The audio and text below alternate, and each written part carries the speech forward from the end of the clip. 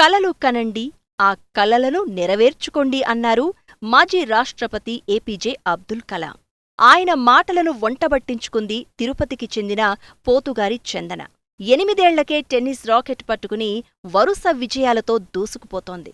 ఆటలో రాణించాలంటే మెరుగైన శిక్షణ అవసరమని 4 ఏళ్ల కిందట ఆమె కుటుంబం హైదరాబాదుకు వచ్చింది. గణేష్ రామన్ టెన్నిస్ అకాడమీలో చేరిన చందనలో అంకిత భావం, ఆర్థిక పరిస్థితిని అర్థం చేసుకున్న కోచ్ ఫీజు గురించి ఆలోచించకుండా దేశం మెచ్చే క్రీడాకారిణిగా తీర్చిదిద్దుతున్నారు.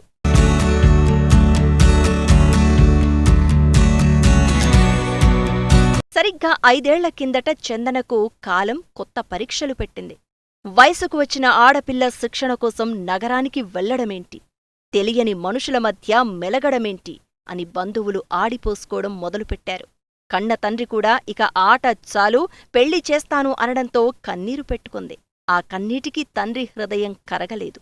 తనకు టెన్నిస్ అంటే ప్రాణమని చెప్పడంతో చందన తన మాట వినలేదని భార్యను, 3 కూతుళ్లను విడిచిపెట్టి ఇంకో పెళ్లి చేసుకున్నాడు. చందన కన్నీళ్లు తల్లికి అర్థమయ్యాయి. ఎన్ని కష్టాలు ఎదురైనా సరే లెక్క చెయ్యకుండా టెన్నిస్లో కూతురుని వెన్నుతట్టి ప్రోత్సహిస్తోంది మాతృమూర్తి మునిలక్ష్మి.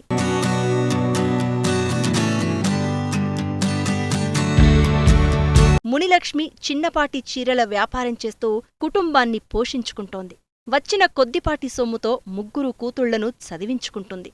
అయితే చందనకు ఆటకు కావలసిన అవసరాలతో పాటు సరైన పౌష్టికాహారం కూడా ఇవ్వలేని పరిస్థితి.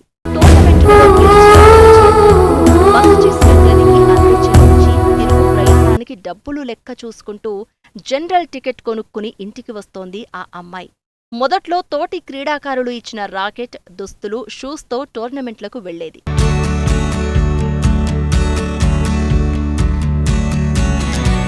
అండర్ 12, 14, 16 కేటగిరీల్లో 6 సార్లు స్టేట్ ఛాంపియన్గా నిలిచింది. 15 ఇంటర్నేషనల్ టోర్నీలు ఆడి తన సత్తా చాటింది. సరైన ఆహారం లేక కళ్ళు తిరుగుతున్నా టోర్నీల్లో ఆడడం మాత్రం ఆపలేదు. ఇంటర్నేషనల్ గ్రాండ్ స్లంలో భారతదేశం తరపున ప్రాతినిధ్యం వహించడమే తన లక్ష్యమంటోంది చందన. తన ఆట తీరును చూసి స్పాన్సర్స్ ముందుకు వస్తే టెన్నిస్లో రాకెట్లా దూసుకుపోయి దేశానికి మంచి పేరు తీసుకొస్తానని ధీమా వ్యక్తం చేస్తోంది. కూతురి కలను సాకారం చేసేందుకు ఆ తల్లి పడే తపన నిజంగా గర్వించదగ్గ విషయం.